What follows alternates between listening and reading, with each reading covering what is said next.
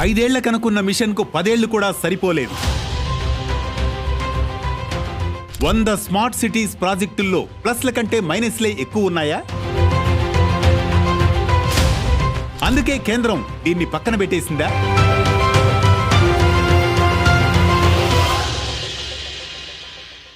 ఇక ట్రాఫిక్ సమస్యే ఉండదు.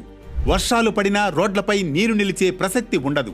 మన నగరం పర్యావరణ హితంగా మారబోతోందట. ఉద్యోగాలు పెరిగి వలసల బాధలు కూడా తగ్గుతాయట. ఇలా భారీ అంచనాల మధ్య 2015లో 100 స్మార్ట్ సిటీస్ మిషన్ ప్రారంభమైంది. అయితే క్రమంగా ఆదరణ కోల్పోతూ ఈ ఏడాదితో అది మరుగున పడిపోయింది. 100 వరల్డ్ క్లాస్ సిటీలను నిర్మించాలని అనుకున్న కేంద్ర ప్రభుత్వ లక్ష్యం ఎంతవరకు రీచ్ అయింది? అసలు దీని గురించి డేటా ఏం చెబుతోందో చూద్దాం. 2025 మార్చి నాటికి 1,50,306 కోట్ల విలువైన 7,504 ప్రాజెక్టులు పూర్తయ్యాయని, ఇది టోటల్ ప్రాజెక్టుల్లో 93% అని కేంద్ర ప్రభుత్వం వెల్లడించింది. తెలుగు రాష్ట్రాల్లో తెలంగాణలో వరంగల్, కరీంనగర్, ఆంధ్రప్రదేశ్లో అమరావతి, విశాఖపట్నం, కాకినాడ, తిరుపతి ఈ స్మార్ట్ సిటీల లిస్టులో ఉన్నాయి. తెలంగాణలో 669 కోట్ల రూపాయల విలువైన 169 ప్రాజెక్టుల్లో 61 ప్రాజెక్టులు, ఆంధ్రప్రదేశ్లో 280 ప్రాజెక్టుల్లో 45 ఇంకా కొనసాగుతున్నట్లు మీడియా రిపోర్ట్స్ చెబుతున్నాయి.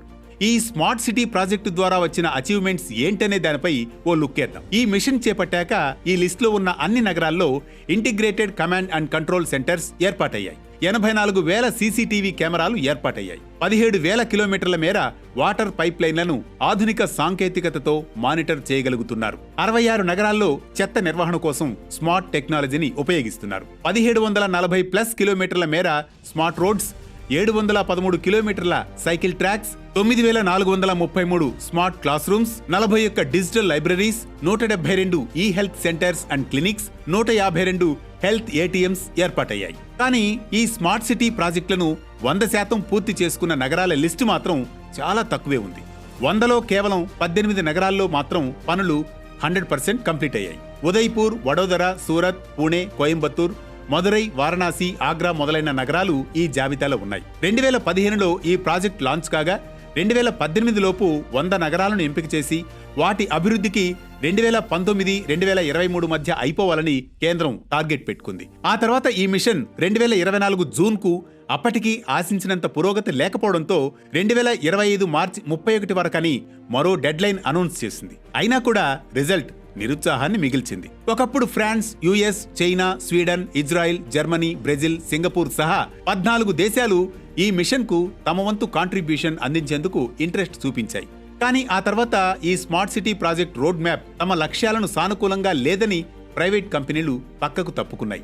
మొదట 5 ఏళ్లకు గాను రాష్ట్ర ప్రభుత్వాలతో 50/50 లెక్కన కేంద్రం 5 ఏళ్లకు తనవంతుగా 48,000 కోట్లు కేటాయించింది. అంటే ఒక్కో నగరానికి ఏటా 100 కోట్లను కేటాయించాలనేది ప్లాన్. ఇక ఈ ఏడాది జూన్ నాటికి 94% ప్రాజెక్ట్ కంప్లీట్ కాగా కేంద్రం 47,225 కోట్లు, రాష్ట్రాలు 41,000 కోట్లు రిలీజ్ చేసినట్లు తెలుస్తోంది. కేంద్ర రాష్ట్ర వాటాలు పోను ఇక మిగతా ఫండ్స్ పీపీపీ గ్రాంట్స్ ద్వారా సేకరించింది.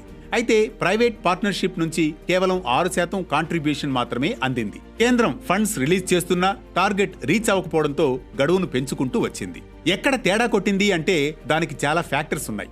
అందులో మొదటిది ల్యాక్ ఆఫ్ రిసోర్సెస్. నిధులు ఉంటే సరిపోదు, దానికి తగిన వనరుల్ని కూడా ముందే సమకూర్చి పెట్టుకోవాలని ఈ smart city project case study చెబుతుంది. కేంద్రం ఎంపిక చేసిన 100 స్మార్ట్ సిటీల్లో చాలా ప్రాంతాల్లో రిమోట్ ఏరియాలు లేదా అంతగా వనరులు లేని ప్రాంతాలే ఉన్నాయి. 46 సిటీల్లో జనాభా కేవలం 5 లక్షలే ఉంది. ఇక్కడ సరైన ప్లానింగ్ లేకపోవడం, ఒకేసారి భారీ అభివృద్ధి ప్రాజెక్టులను చేపట్టే సామర్థ్యం లేకపోవడం, తగిన స్టాఫ్ లేకపోవడం మొదలైన కొన్ని కారణాలు. ఇక land issues, legal disputes, private investment సరిపడా లేకపోవడం వల్ల కూడా ఈ మిషన్ గాడి తప్పింది. లిమిటెడ్ కవరేజ్ ఇంకో పెద్ద మైనస్. 80% స్మార్ట్ సిటీల్లో అభివృద్ధి పనులు అన్నీ ఒకే సెట్ ఆఫ్ ఏరియాకు మాత్రమే పరిమితమయ్యాయి. అధిక జనాభా ఉన్న ప్రాంతాలను పక్కనబెట్టి సిటీలోని 3-5% ఏరియాలపైనే సుందరీకరణ, అభివృద్ధి పనులు చేపట్టారు. ప్రాజెక్టు ఆలస్యం అవుతూ ఉండడం వల్ల కూడా ఖర్చులు దాదాపు 40% పెరిగిపోయాయి. అర్బన్ ఏరియాల్లో 25% ప్రాంతాల్లోనే ట్రైన్డ్ ప్లానింగ్ స్టాఫ్ ఉన్నారు. అంటే ఈ ప్రాజెక్టును ఎలా అమలు చేస్తే బాగుంటుంది, ఏం చేయాలి అనే దానిపై క్లారిటీ ఉన్నవాళ్లు అన్నమాట. వీళ్ల సంఖ్య తక్కువగా ఉండడం మిషన్ పై ఎఫెక్ట్ చూపించింది. చిన్న నగరాల్లో ఇంటర్నెట్ యాక్సెస్ 45%కే పరిమితం కావడం కూడా మైనస్. నిజానికి ఈ స్మార్ట్ సిటీల ప్రాజెక్టులో మొదట కొత్త నగరాల్ని నిర్మించాలనేది లక్ష్యంగా పెట్టుకున్నా అది వర్కౌట్ కాకపోవడం, ఉన్న నగరాలను మరింత ఆధునికంగా సౌకర్యవంతంగా తీర్చిదిద్దేందుకు కేంద్రం సిద్ధపడింది.